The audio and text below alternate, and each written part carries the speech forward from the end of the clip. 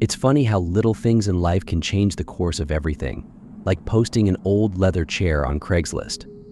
I'd used the site dozens of times without issue buying, selling, swapping random things here and there. It was easy, hassle-free, and until that night, completely uneventful. The chair had been collecting dust in my living room for months. I never sat in it, not because it wasn't comfortable, but because it felt out of place. It had been my dad's, something he bought decades ago. I held onto it after he passed away, thinking I might find some use for it, but it just didn't feel right. I figured someone else could make better use of it, so I took a few pictures and put up a listing: vintage leather chair, $150 oboe. Within an hour of posting, I got a message. His name was Henry. The text was short and to the point.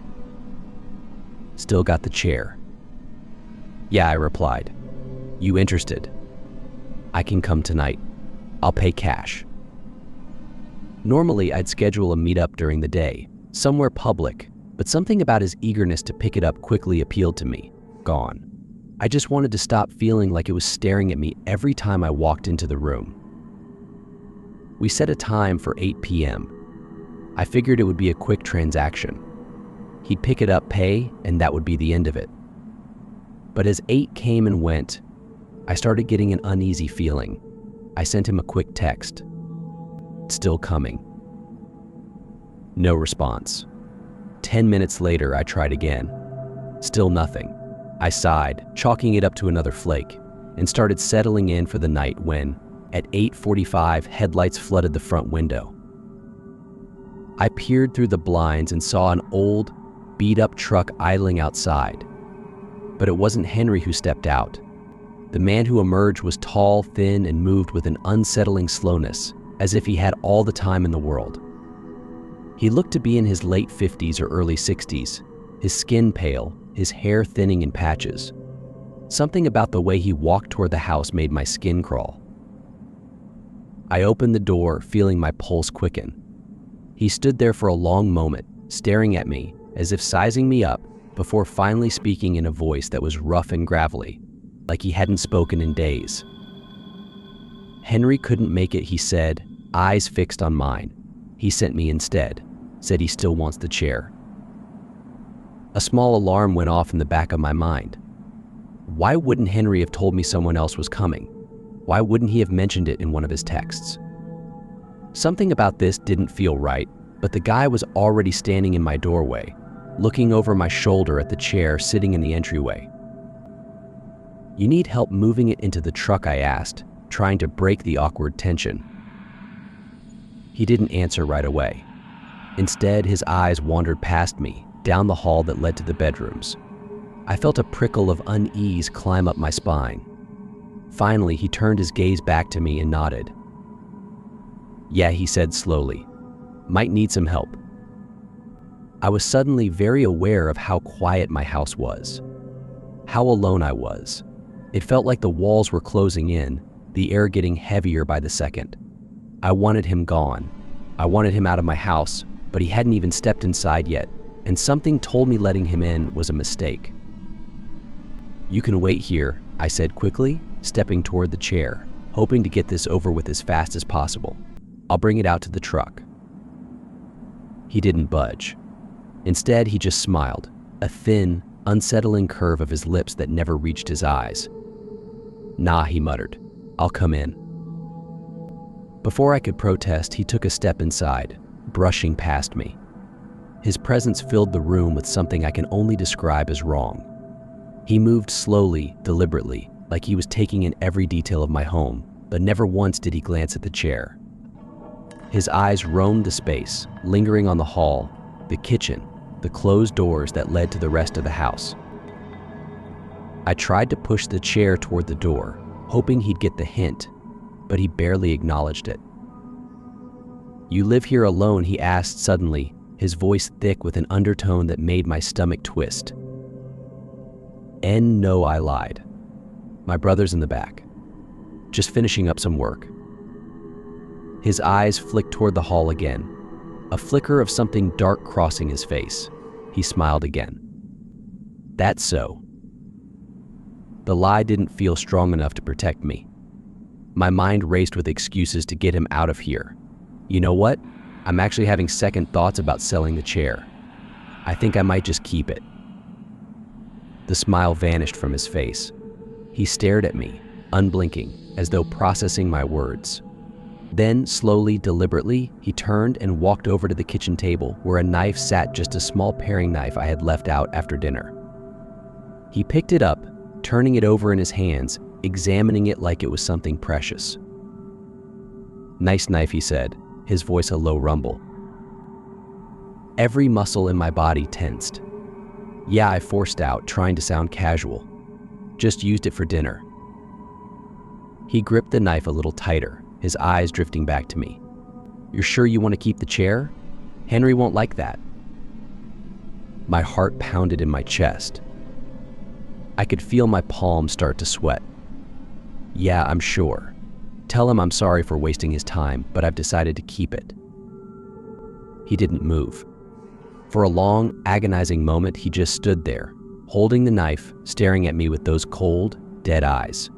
Then, finally, he placed the knife back down on the table with deliberate care. "All right," he said, but there was an edge to his voice now, something dangerous simmering just beneath the surface. He stepped toward the door, but before he left, he paused in the doorway and looked back at me. "You should lock your doors tonight," he said, his voice low, almost a growl. "You never know who might come back." He walked out into the night, disappearing into the darkness, but the weight of his words lingered in the air long after he was gone. I slammed the door shut, locked it, and then double-checked every window, every door, every possible point of entry in the house. My hands were shaking, my heart still racing. What the hell had just happened? I tried to convince myself it was over. He was gone, and I'd never have to deal with him again. But when I lay down that night, the house felt different. It felt like there was something wrong with the air, something heavy and suffocating, like I wasn't alone. Every creak of the floorboards, every groan of the pipes sent a jolt of fear through me. And then my phone buzzed. I reached for it, my hands trembling. A new message from Henry. "You should have sold the chair." I stared at the screen, my blood running cold. How did he know I hadn't sold it? I hadn't spoken to him since his last message, and the guy who had come wasn't Henry. I blocked the number, deleted the message, and tried to sleep.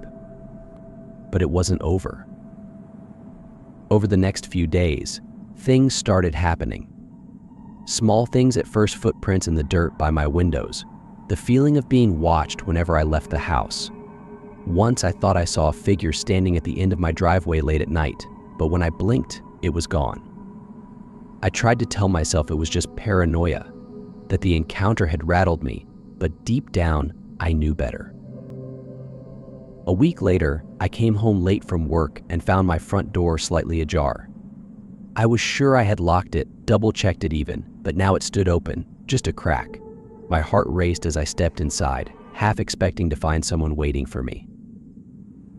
Nothing seemed out of place, but the air felt heavy, thick with something unseen. I checked every room, every closet, but there was no one there.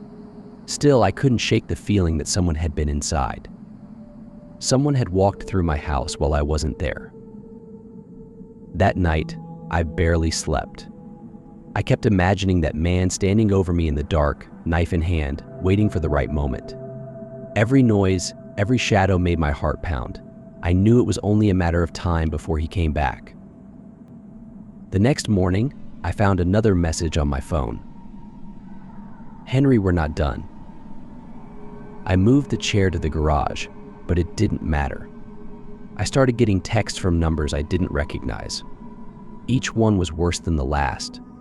"I see you, will meet again soon, you should have sold the chair." Each message felt like a threat, a promise of something worse to come. I called the police, but they didn't take it seriously. Said it was probably just someone messing with me, that Craigslist transactions sometimes attracted weirdos. But I knew this was more than that. A few nights later, I came home from work to find my front door wide open. This time, there was no mistake. The house was ransacked. Every drawer pulled open, every cabinet emptied, but nothing was missing. It was as if someone had been searching for something they didn't find. And in the middle of the living room, where the chair had once sat, was a note. Henry will be back. I didn't sleep at all that night. I kept the lights on, clutching a kitchen knife in my hand, waiting for him to come. I knew he would.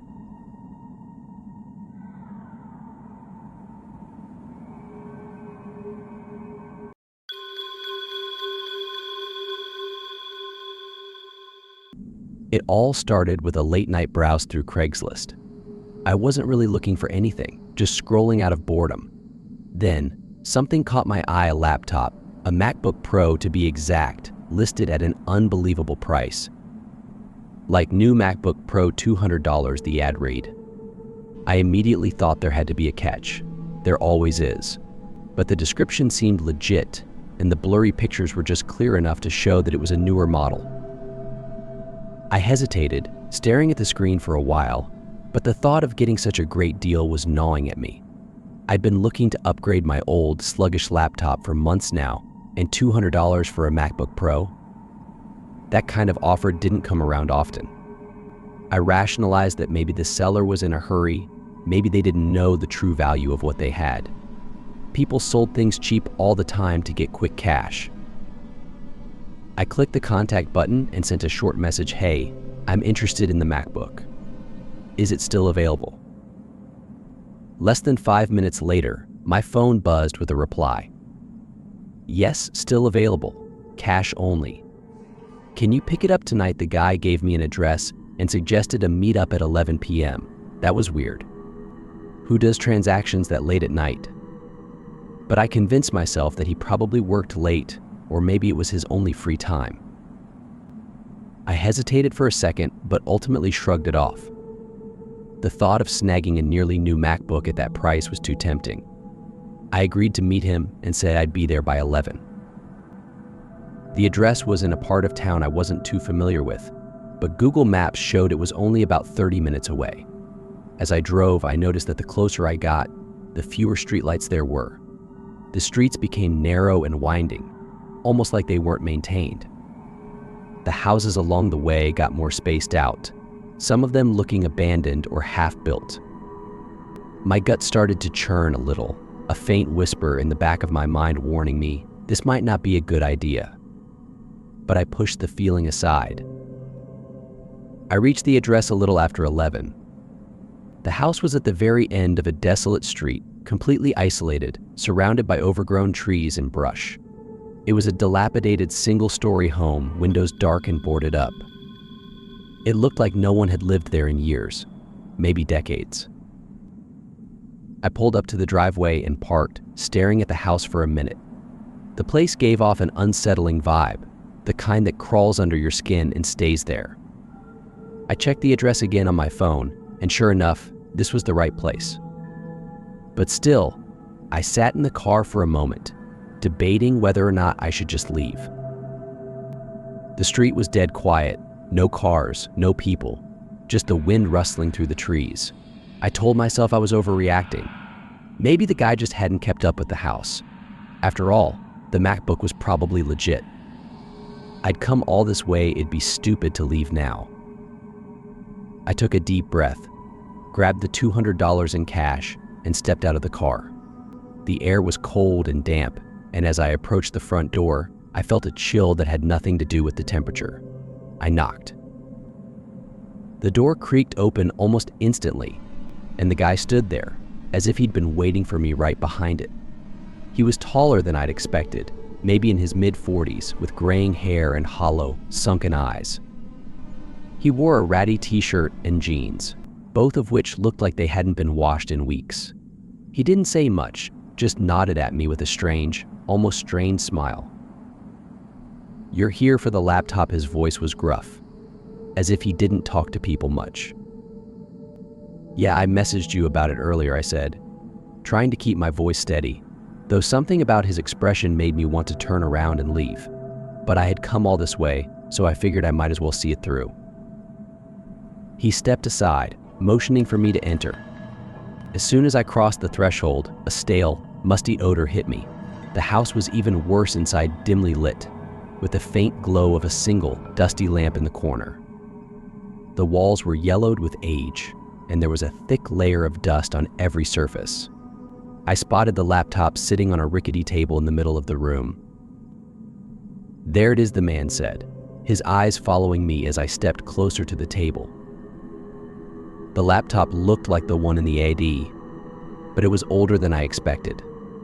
There were small scratches on the body, and the screen had a faint, greasy smudge across it. Still, it wasn't a bad deal for $200, and I figured I could clean it up. I handed the man the cash, eager to get out of there. He took it without counting, shoving it into his pocket. The way his eyes lingered on me, how quiet he was, it all felt wrong. The air in the room was heavy, thick with tension. I could feel his gaze boring into me as I picked up the laptop. "You need help carrying it out," his voice was suddenly too close behind me. "No, I've got it. Thanks," I said quickly, backing toward the door. My heart started to race. I just wanted to get out of there.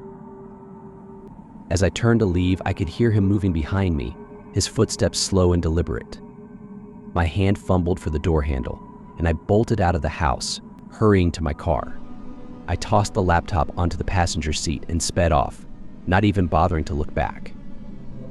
I didn't relax until I was several miles away, back on a well-lit road with the familiar glow of streetlights. The whole encounter left me feeling rattled, but I tried to shake it off. Maybe the guy was just weird. Maybe I was overreacting. When I got home, I set the laptop on the kitchen table and booted it up. It started just fine, though the screen flickered a little.